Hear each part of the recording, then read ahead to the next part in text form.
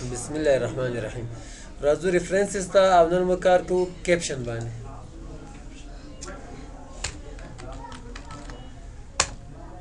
په چی باندې تکراریږي؟ F4 باندې. کجا وي دا سته یو بچه؟ دا به تاسې کله زده کوئ شارټ کټ F4 او دغه کې شارټ کټ هم ډېرې دي. کوشش کوم درته ویې لیکمه او درته چاپ یې کړمه چې زده یې کړئ. ښه، دلته زه عکس راوړم. اکثره کتابونو کې به تاسې لیدلي وي چې عکسونه راوړل کېږي پکې که نه، سایز مې وړکای که او د عکس سره لاندې لیکلي اول عکس یا څه نوم شي ورسره لیکلي، دا به څنګه ورسره لیکئ. د دې لپاره به راسئ ریفرنسز ته او کیپشن باندې به کلیک کوئ. څه شي ورسره ولیکم؟ فیګر 1، ټیبل 1، ایکویشن 1. زه ورته وایم چې نه خپله یو جوړومه. نیو لیبل باندې به کلیک کړئ، ورته وایم چې پکچر 1. دري پښتو کې هم لیکلی سي، انځور وغیره وغیره. اوکې، ښه، وایي چې دا پکچر خو به ورسره ولیکم، پکچر 1 اول عکس د دې کتاب کې. خو پوزیشن په کوم ځای کې وي؟ بلو سلیکټډ آیټم، دې نه به لاندې وي، یا که ابو انتخاب کې بیا به پاس وي. ایکسکلوډ لیبل، لیبل تر لرې که صرف یو دوه درې شمېره ورکړه. ډیلیټ لیبل که کوم لیبل ډیلیټ کړئ. نمبرینګ، شمېره څنګه ورکوئ؟ یو دوه درې الف ب ت، دا موږ مخکې ویلی ده، صحیح ده؟ اوکې. او آټو کیپشن باندې که کلیک کې اتومات به بیا چې عکس راوړي نمبر یا دغه پکچر 1 پکچر 2 ورته لیکي. خو دا اکثره وخت کله کله ناکامیږي هم، خو که اوکې کې دغه د ویې لیکه. بل عکس دې کوم ځای کې راوړ دې ډاکومنټ ته، فرض کړه یو عکس مې د دې ځای راواخیست، یو ډکای غوندې کوچنی غوندې نتایج دي زاړه، او سایز مې کم کړه که چې تاسې دي 9 بجو، او دې ته م غواړم چې ولیکمه. دلته نه ځایږي که نه؟ ښه، نو دې عکس ته م غواړم چې دا لیکل وشي. نو را به شي بیا ریفرنسز ته، او ګوره ډایرکټ دویم څه وکړي، دریم چې راوړې دریم، څلورم چې راوړې څلورم. راځو په اخر کې د دې هم یو فهرست جوړولی سو چې کوم عکس په کومې صفحې ده. دا خو ما دوه راوړو، تاسې که ډېر راوړي یم، صحیح دغه طریقه ده. انزرټ ټیبل اف فیګرز باندې به کلیک کې، او هماغه طریقه ده لکه څنګه چې پرون موږ دلته ویلې وه. خو دا ځای زه یو بل ډیزاین ورته انتخابومه، یو ښایسته شان. اوکې که دویم عکس ته تګ غواړې، اول عکس په اولې صفحې ده، دویم عکس په دویمې صفحې ده. ورته وایم چې اول ته مې ورسوه، کنټرول کلیک سره دې ډایرکټ هغه ځای ته رسوي. او اپډیټ ټیبل هماغه وظیفه اجرا کوي کومه چې دلته اجرا کوله. صفحو نمبر یې صحیح کړه، یا که نوی عکس دې پکې راوړي چوکۍ نسته، هغه هم ورسره ولیکه. او کراس ریفرنس موږ په انزرټ کې دلته ویلی وو، دا اړیکو کار دی کوه. کنټرول ونیسه، کلیک کړه په فلاني موضوع ته لاړ شه، فلاني موضوع ته لاړ شه، لکه څنګه چې دا کار کوي. بل چې دی په دې کې په ریفرنسز کې هغه موږ وایو مارک انټري. دغه فهرست چې کوم له دې ځای جوړېږي، دا به تاسې چېرته په مشکله لیدلی وي. ما یو څو ځایونو کې لیدلی ده، صرف د کمپیوټر ساینس چې کوم د انګلیش کتابونه دي په یوغو کې سته، نورو کې ما نه لیدلی. څه رقم فهرست وي ده؟ یا خو دا فهرست وي لړلیک وي چې په اول سر کې موضوع د فرض کا سی پی یو، ریم یا مانیټر یا کیبورډ، خو تا ته به د یوې صفحه شمېره ورسره لیکلي چې په فلانۍ صفحې ده. دا بل رقم فهرست جوړېږي. څه رقم عملي تاسو ته کومه. دې کې اپشن یې ډېر دی، خو تاسو ته زه د کولو طریقه ښیم، صحیح ده؟ نور ډېر ستر مه پخه کوئ. فرض کا انکلوډ، ښه لږ مې پوه کړم. دا داسې یو فهرست د کتاب په اخر کې لکه ډکشنري چې وي A B C، کومې چې مهمې موضوعګانې وي، مثال A B C ډکشنري په ترتیب باندې برابرې وي، ته به یې ګورې. مثال ریم یو موضوع ده په دې کې، د آر نه شروع کېږي که نه، د آر لاندې به وي. دا ریم به یو مثال یو موضوع په دې فهرست کې لري، لړلیک کې فهرست کې چې فلانۍ موضوع باندې ته، خو کېدی شي دغه ریم په بلې موضوع کې دننه بل څه وظیفه اجرا کوي، نو هغه معلومات تا نه پاتې شولو د نه لوستل. دا داسې فهرست وي چې ریم به لیکلی وي، څومره صفحو باندې دا ریم لیکل شوی، هغو ټولو صفحو شمېرې به ورسره لیکلي په دې کتاب کې. فرض کړه په 5 م استعمال ده، په 10 م استعمال ده، په 150 م استعمال ده. نو ته کولی شي اول د 5 وګورې، بیا 10 صفحې ته پسې لاړ شي، بیا 150 پسې وګورې چې په دې کتاب کې څومره معلومات وي د موضوع باره کې، هر ټول ته لوستلی شي. څنګه جوړېږي؟ دغه رقم جوړېږي. انکلوډ به انتخاب کې فرض کړه دا یو موضوع ده موږ سره مارک انټري، په دې کې اپشن ډېر دي، ډېر ستر مه په خوږوئ. که بولډ ایټالې کوئ، کوي مارک باندې به یو نښه کېږي، مارک ال باندې ټول نښه کېږي. ښه اپشن دغه دی، تاسې دغه انتخاب کړئ. بیا ځم بله موضوع فرض کړه ته مې راواخیسته بل ډاکومنټ مارک آل بل کې راخلم فرض کړه بلاکس یو څو موضوعګانې زه در انتخابومه خو په دې کې دا لیکل هم ډېر زیات دي که تاسې فکر وکړئ څو صفحې لیکل دي بس دي دغومره 11 صفحې دي خو دلته زه یو څه لیکل خپله کومه تاسې باید دا به کار کوي که نه به کېدې لپاره زه کوم فرض کړه دلته ورته لیکم زه الفلا ورته لیکم او یو څو صفحو ته یې کاپي کومه کنټرول سی اولې صفحې ته ځم دلته پیسټ کوم کنټرول وي دا خو تیار کاپي ده اوس بلې صفحې ته هم چېرته ځمه فرض کړه دلته مې کنټرول وي پیسټ کړ او اوس یې زه نښه کومه کراس ریفرنس مارک انټري او بولډ کې بولډ لیکه مارک آل بند په اخره کې د دې هم فهرست جوړولی شئ د علامې ختمولو لپاره به راسئ دغه پیراګراف مارک به لرې کوئ دغه ځای کې زه جوړومه څنګه جوړېږي ریفرنسز ته به راسئ انزرټ انډیکس په کوم سټایل کې فرض کړه دا مې انتخاب کوو کې هغه موضوعګانې چې له ا نه شروع دي دغه څلورمې صفحې باندې مې اول وار هم کړی و دویم وار هم څلورمې صفحې ده ځکه یې درېیمه صفحه راوانخیستله صحیح ده او یو په دغه موضوع په اوله صفحې باندې لیکل شوې ده دغه لغات بل په څلورمې صفحې ده نور ګورې تکراري لیکل دي د اولې نه تر لسمې اولې نه تر لسمې ټولو صفحو کې دي ځکه چې هغه لیکل چې دي په هر پیراګراف کې تکرارېږي له دې وجې ده په هرې صفحې دي دا مې دغه لپاره ته ولیکل چې الفلا ګورم ما په اولې صفحې هم لیکلی ده په څلورمې مې هم لیکلی ده که په بلې یې ولیکې بیا اپډېټ کړه انډیکس بیا کولی شي دا څویمه صفحه ده لسمه ده دلته یې هم زه پیسټ کومه چې تاسو ته پته ولګېږي چې د سیر نه څو پخېږي دلته به کلیک کړې اپډېټ انډیکس او کرایه نه وړه لسمه خوند یې ورنه کړه که چې دا به بیا داسې انتخاب کړو که نه خوند یې ورنه کړه که چې مارک آل کلوز او راس اپډېټ یې کړه اوس هغه ده راوړه هسې لیکل اضافه پاس لکه چې اوس دغه هغه له وجې دا داسې سوی ده چې د علامې تر لرې چې بېرته لیکل هغه کېږي کمیږي دا ګوره که بیا زه اپډېټ کړمه دا ولې داسې څه ګوره بېرته څلورمه شوله ځکه د علامې ورسره راغلې لیکل ښکته پورته لاړل نو که صفحې لیکل اضافه کې هم اپډېټ ټیبل باندې به کلیک کوې اپډېټ انډیکس یا ټیبل او که نوې موضوع دې راوړه هم بل چې دا په دې کې مارک سایټیشن موږ دلته هم ویلي ماخذونه به چې موږ لیکل خو دلته موږ معلومات ډېر پکې لیکل په دې کې ډېرو معلوماتو ضرورت نشته څنګه فرض که دا یو پیراګراف ده دا ما راوړی ده له یو کتاب نه د کتاب نوم د فرض کا څه شی یا د لیکوال نوم او کال ورسره لیکو لکه دوی چې لیکه لیکوال د احمد کاما په 2015 کال کې دغه هغه شوی لیکل شوی کنټرول سی او یو بلې صفحې ته هم دغه موضوع زه وړمه دلته یې پیسټ کوم او یو بلې صفحې ته یې هم وړمه دلته یې هم پیسټ کوم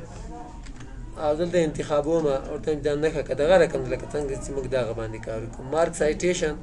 مارک آل کلوز یو بله موضوع هم د فرض کا یو بل ماخذ د موږ سره چې هغه فرض کا یو کتاب د جان لیکلی ده کاما او په 2016 کې سرته ورساو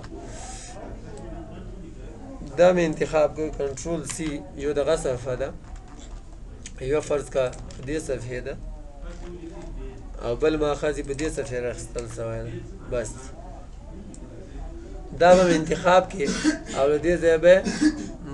مارک آل باندې به کلیک ښه د دې هم اوس ماخذونه موږ په اخر کې لیکو صحیح ده نو زه دغه تر لرې کومه او لاندې په دې ځای کې ورته لیکمه ماخذونه نو ماخذونه پاسو ته ولیکي بیا به راشي دلته انزرټ ټیبل اف اتھارټیز په کلیک کا په کوم سټایل کې فرض که په دې سټایل کې او کې وایي چې احمد په نوم چې کوم کتاب ده احمد لیکوال چې دا 5مه 9مه او 9مه صفحې باندې هغه راخیستل شوی معلومات راخیستل شوي دا یې ماخذ ده او جان چې کوم دا 2مه 3مه او 5مه صفحه ده دا یې ماخذ ده دا هم تاسې اتومات جوړولی شي اپډېټ ټیبل بیا هم هغه وظیفه اجرا کوي که صفحو کې تغیرات راغلي یا یو نوی ماخذ هم کې لیکلی وي نښه کړی مې دې ځای نه به یې نښه کوئ بیا یې اپډېټ ټیبل باندې کلیک کوئ نو بیا به دغه ځای کې اپډېټ کېږي میلینګز ته راځو او میلینګز کې لږ کار کوو دغه نه وروسته به انشاءالله درس بس کوو دغه 2 بټنو باندې کار کوو انویلپ لفافې ته یې مخکې موږ خطونه لیږل په هغه باندې بیا ادرس ولیکه له طرفه د فلاني برای کوملې دا به مو سره ولیکه هم په پښتو په اردو سره ولیکه نو هغه فرض که هغه د ادرس چې ده د چې لپاره استعمالیږي لفافې خو دلته وي موږ سره هغه ادرس موږ په قلم په لیکو که نه غواړو چې هغه هم په کمپیوټر کې ولیکو د هغه لپاره به راشئ دې باندې به کلیک چې په کلیک دې که نو تا ته وایي چې ډیلیوري اډرس راته وښیه چا ته چې ته لیږل غواړې د هغه ادرس ولیکه فرض که زه یې لیږمه احسان الله ته احسان الله نومېږي که نه احسان الله د کوم چې ده د افغانستان ده د افغانستان کې بیا د پکتیا ده پکتیا پروینس ډېر لنډ پورته شوې دومره لنډه پته کې ولیکي عجیبه خلک به وایي چې ورسره هغه چېرته ده رباط یا ابراهیم خیل چېرته دي پکتیا پروینس کې بیا ګردیز که نه ګردیز سیټي پورې مربوط ده او ویلیج ابراهیم خیل ویلیج دا تاسې مشهورتیا هم وکړه په ویډیو کې د تاسې ویډیوګانې کوشش کوم یوټیوب ته جګوم د تاسې د کلاس په خاصه توګه ځکه چې اول هم دا شروع کړي وي چا سره کټولې وي د وینډوز هغه به ما ته وسپاري چې زه یوه جګوم چې کله خلاصېږم ښه ابراهیم خیل ویلیج او فیز 6 او سټریټ نمبر دا ولې خوند نه سټریټ نمبر 33 او هاوس نمبر 44 دته باید چې ورسېږي دا صحیح ده څوک یې ورلیږي د هغه ادرس ولیکه نو ته اوس ګوره چې کوم ځای نه موږ ورلیږو څومره لرې نه ورلیږو خپل ادرس هم لیکو صحیح ده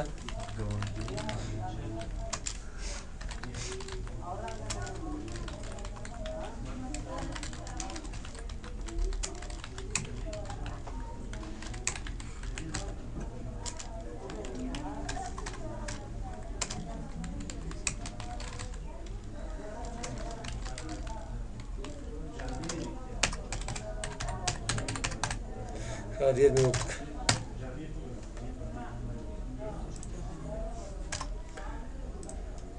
ښه دا ولې لیکو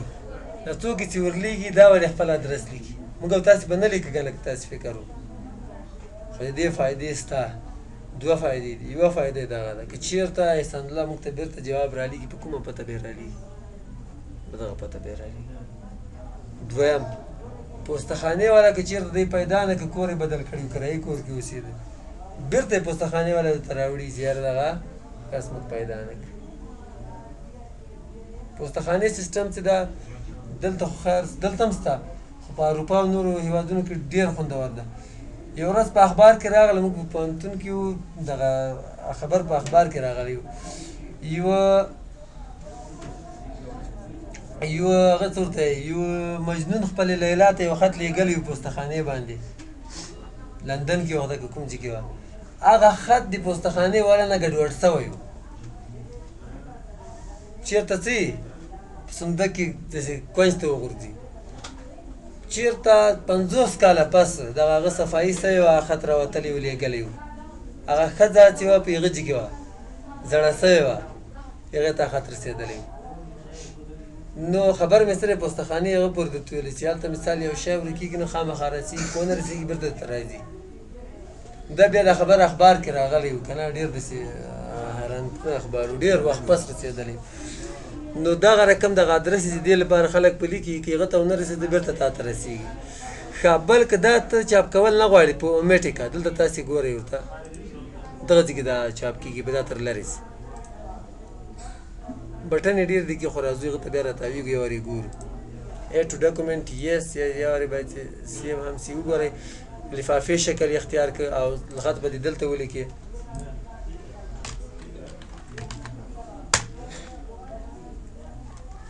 ښه او چاپ به یې کړي ښه دا تاسې بولډ ایټالیک انډرلاین باندې خو پوهېږئ که نه لیکلو رنګ بدل کړه دا هوم ته که لاړ شئ بدلېږي یا که دلته بېرته راسئ او آپشنز ته لاړ شئ فنډ ته یې لاړ شئ دې ځای هم بدلولی شئ صحیح دی ډیلیوري اډرس او د بل اډرس بیا د هر لفافې خپل سایز دا یو سایز تاسې ورته انتخابولی شئ چې کوم سایز لفافه لکه څنګه چې کاغذ بنډل واخلئ A4 دغه رقم دغه هم سایزونه دي پرنټینګ آپشنز څنګه یې چاپ کوئ مهم شی په دې کې دغه دی وایي چې پرنټر کې درته د څه رقم یې ایښی د کاغذ دغه لفافه دغه طرف ته دې پکې ایښی منځ کې دې پکې ایښی دغه طرف ته دې ایښی دغه لږ سایز وړکایي که نه د A4 سایز د غوړکو په نسبت یا دې داسې پکې ایښی دغه طرف ته دغسې دی ایښی فرض کړه ما دغه انتخاب دلته مې ایښی که چېرته دې پرنټر په دواړو طرفو چاپ کولی سي او تا سرچپه یې ښایي داسې دې نه ایښي لکه دغه نسي کولی په دواړو طرفو یا کولی سي ته به څه وکړي صرف فیس ډاون دا به انتخاب کړي په خپله به یې په بل طرف ته دا چاپ کړي بیا به نه پکې غلطي بل چې دی په دې کې اوس دغه کې چې کله دغه ډیلیوري ریټرن اډرس دلته دا ډیلیوري اډرس دغه ده لفافې باید داسې ایښې وای تا دې بل طرف نه داسې ور ایښي دي سرچپه نو پروا نه کوي تاولو ضرورت یې نشته کلاک وایز روټیشن ګوره هغه ادرسونه سره بدل سو پام ده ورته خپله یې ته بدلوي فیډ د کومې ټرین یې راواخلي صحیح ده دا خو نه ده مشکل اوکې که پرنټ باندې کلیک که ډایرکټ یې ته په چاپ کوي بل چې دی په دې کې موږ وایو هغه لیبل ده لیبل به تاسې کمپیوټر باندې لیدلی دومره ریم ده پکې دومره پروسیسر ده پکې دومره هارډ ډیسک ده پکې وغیره وغیره څنګه جوړېږي د هغه لپاره به لیبل باندې کلیک کړي او دغه ځای کې به یې ولیکي د ادرس په ځای فرض که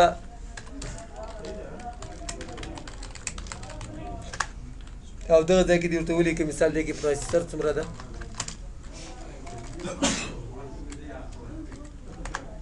په دې کې هارډ ډیسک څومره ده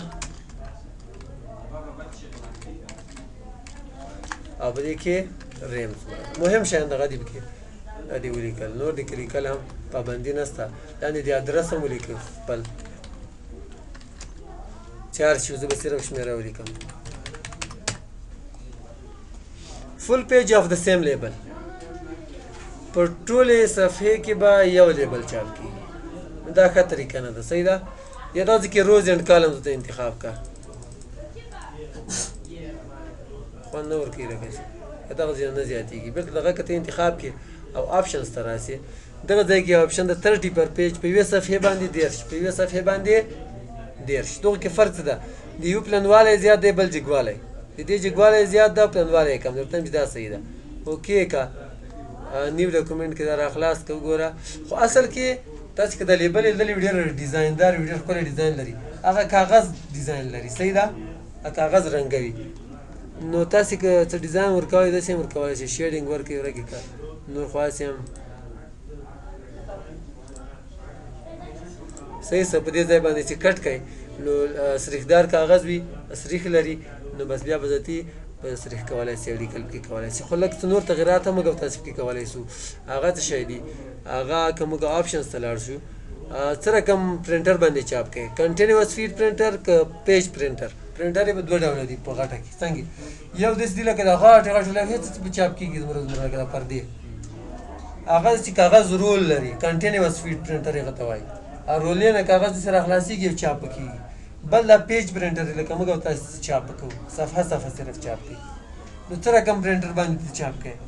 نو موږ سره خو پیج پرنټر ده ته به دا انتخاب کړي کومې ټرین یې راخلې کاغذ هغه به ورته انتخاب کړي اوکې به کې اشتباه هغه چې خو ډیټیلز ته لاړ شي مارجنز وغیره ورته زیاتولی کمولی شي دې ته صحیح ده لکه دې طرف نه لږ مارجن لري که نه دا که زیاتی کموی پاسه نه هم لري که تاسې فکر وکئ دا که تر لرې کوئ ګوره ټاپ مارجن 0.5 ده دغه که کموی زیاتی زیاتولی کمولی شي دې ځای اوکې به کې چې پرنټ باندې کلیک کړي درته چاپ کوي او بل په دې کې موږ وایو اصلي میلینګز له دغه ځایه جوړېږي شروع کېږي میل مرج په پوی به نن کوم عملي کار سبا به کوو موږ او تاسې چې کله واده سي یا خیرات خوړه شي سي که نه نو ټول خپل خپلوان تر تر زمان سره کینو اول د خپلو خپلوانو نومونه ولیکلو یاست بیا هر څوک کاغذ قلم راواخلي د خپلو ملګرو نومونه لیکي دغه زده که نه بیا ذاتي چې کله چاپخانې والا ته ورسو د تیل د شمار کړو چې دومره کارډونه د موږ لګېږي یو 10 دانې اضافه هم ورته وښیو دغه زده که نه خامخا څوک رانه پاتې نه وي نو هغه ته وایي چې دومره راته چاپ که بیا په هغه کې موږ ته ځای پرېږدي نوم فلانی بغیر له فامیله فلانی سره له فامیله فلانی سره له ملګرو فلانی بغیر له ملګرو نو دغه شیان بیا موږ بیا وروسته پکې لیکو بعضې وخت هم هغو ته ورکړي بعضې ورنه کړي دغه لیست که تاسې ورډ ته ورکوئ اتومات صرف هغه کارډ ورته پکې جوړ کوئ سیسټم نو اتومات یې ورډ ته هغه کوي چاپ کوي هر څه نومونه به خپله بدلېږي نو څه رقم کېږي